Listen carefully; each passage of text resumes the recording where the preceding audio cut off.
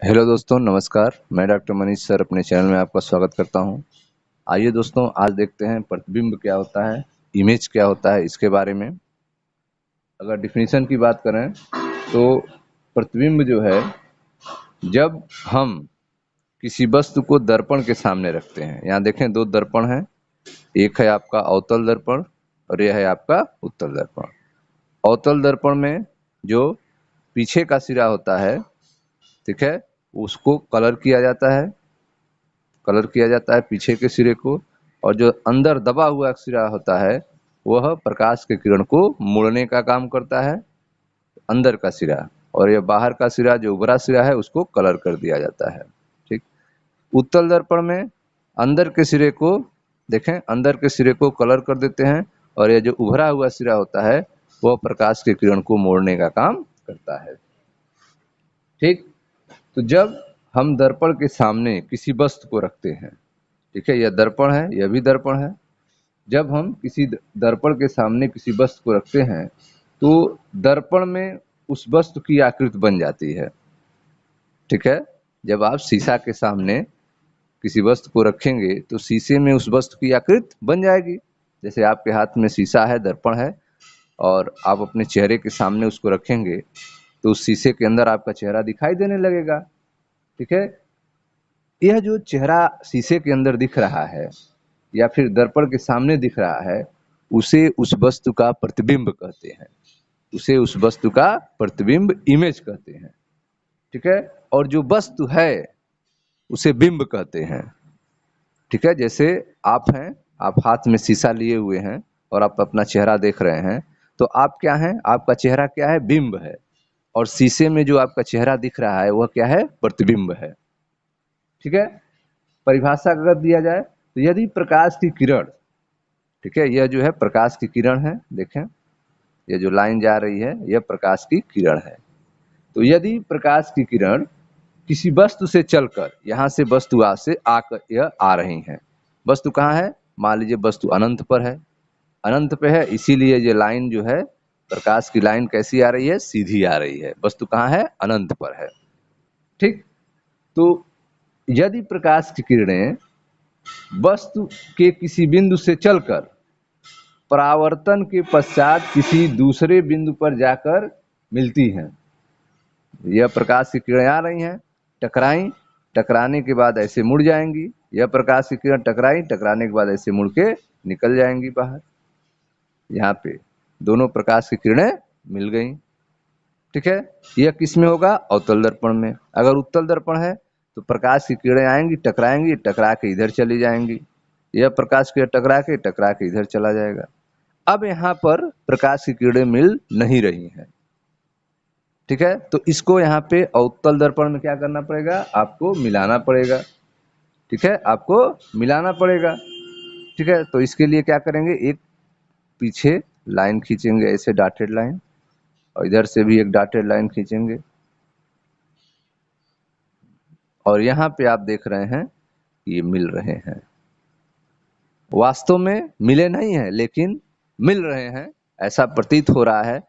और यह हम कैसे प्रतीत करा रहे हैं? हम पीछे रेखा खींच रहे हैं जिससे यह यहाँ पे मिल रहा है। ठीक। तो परिभाषा क्या देंगे? यदि प्रकाश की किरणें, यदि प्रकाश की किरणें वस्तु के किसी बिंदु से चलकर, वस्तु कहाँ है? अनंत पे है। ठीक है। यदि प्रकाश की किरणें वस्तु के किसी बिंदु से चलकर परावर्तन के पश्चात, टकराने के पश्चात किसी दूसरे बिंदु पर जाकर मिलती हैं, जैसे यहाँ मिल रही हैं, किसी दूसरे बिंदु पर जाकर मिलती हैं, या किसी दूसरे बिंदु से आती हुई प्रतीत होती हैं, यह किसी दूसरे बिंदु से आती हुई प्रतीत होती हैं, तो इस बिंदु को, इस बिंदु को पहले बिंदु का प्रतिबिंब कहते हैं। यह बिंदु क्या कहलाएगा? पहले बिंदु का प्रतिबिंब कहलाएगा। ठीक है। तो यदि प्रकाश की किरणें वस्तु से चलकर परावर्तन के पश्चात किसी बिंदु पर जाकर मिलती हैं, मिलेंगी कब? उत्तल दर्पण में। या मिलती हुई प्रतीत होती हैं, किसमें? उत्तल दर्पण में। अब मिलती है किसमें? अवतल दर्पण में। ठीक है। तो यह उस वस्तु की क्या कहलाएंगी? प्रतिबिंब कहलाएंगी। ठीक है। वस्तु के प्रत्येक बिंदु का प्रतिबिंब बनता है, वस्तु के प्रत्येक बिंदु का प्रतिबिंब बनता है। प्रतिबिंब जो होते हैं दो प्रकार के होते हैं, इमेज जो होते हैं वे दो प्रकार के होते हैं। एक होता है वास्तविक प्रतिबिंब, ठीक है। प्रतिबिंब कितने प्रकार के होते हैं? दो प्रकार के। एक है आपका वास्तविक प्रतिबिंब, वास्तविक प्रतिबिंब रियल इमेज जिसे कहते हैं, और दूसरा होता है आभासी प्रतिबिंब, ठीक है। आभासी प्रतिबिंब, आभासी प्रतिबिंब, ठीक है, जिसे वर्चुअल इमेज कहते हैं। वास्तविक प्रतिबिंब और आभासी प्रतिबिंब, प्रतिबिंब दो प्रकार के होते हैं, ठीक। वास्तविक प्रतिबिंब किसे कहेंगे? तो यदि किसी वस्तु से चलने वाली किरणें परावर्तन के पश्चात बिंदु पर वास्तव में मिलती हैं, जैसे इसमें आप देख रहे हैं, वस्तु से प्रकाश की किरण आ रही हैं, टकरा रही हैं, टकराने के बाद यहाँ से टकरा के यहाँ पे इस रास्ते से गुजर जा रही है, और यह वाली टकरा कर इस रास्ते से गुजर, मतलब यहाँ पर मिल रही है, इस पॉइंट पर मिल रही है, ठीक है। तो यदि किसी बिंदु वस्तु से चलने वाली किरणें परावर्तन के पश्चात किसी बिंदु पर वास्तव में मिलती हैं, तो उस बिंदु को, उस वस्तु का वास्तविक प्रतिबिंब कहा जाता है, ठीक है। उस बिंदु को, उस वस्तु का क्या कहेंगे? वास्तविक प्रतिबिंब कहा जाता है, ठीक है। इस प्रतिबिंब को पर्दे पर लिया जा सकता है। यह जो वास्तविक प्रतिबिंब है, इसको पर्दे पर लिया जा सकता है। आभासी प्रतिबिंब क्या होगा? यदि वस्तु से चलने वाली प्रकाश की किरणें परावर्तन के पश्चात किसी बिंदु से आती हुई प्रतीत होती हैं, यहाँ पे मिल रही हैं टकराने के बाद, और यहाँ पे मिल नहीं रही हैं, इनको मिलाया जा रहा है, लग रहा है कि यहाँ से आ रही हैं, किसी बिंदु पर आती हुई प्रतीत होती हैं, तो उस बिंदु को वस्तु का आभासी प्रतिबिंब कहा जाता है, ठीक है।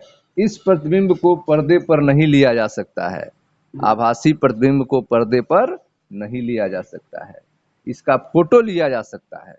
आभासी प्रतिबिंब को पर्दे पर नहीं लिया जा सकता है, ठीक है, नहीं लिया जा सकता है। इसका क्या लिख सकते हैं? इसका फोटो ले सकते हैं, इसका फोटो ले सकते हैं, लेकिन इसको पर्दे पर नहीं लिया जा सकता है। वास्तविक प्रतिबिंब को पर्दे पर लिया जा सकता है, ठीक है। तो जब वास्तव में दर्पण से टकराने के बाद प्रकाश की किरणें मिलेंगी किसी बिंदु पर, तो वहां पे वास्तविक प्रतिबिंब बनेगा, और जब मिलती हुई प्रतीत होंगी या आती हुई प्रतीत होंगी, तो वहां पे आभासी प्रतिबिंब बनेगा, ठीक है। वास्तविक प्रतिबिंब को पर्दे पर लिया जा सकता है, जबकि आभासी प्रतिबिंब को पर्दे पर नहीं लिया जा सकता है, केवल इसका फोटो ले सकते हैं, ठीक है स्टूडेंट्स। तो यह था आपका प्रतिबिंब के बारे में। Thank you.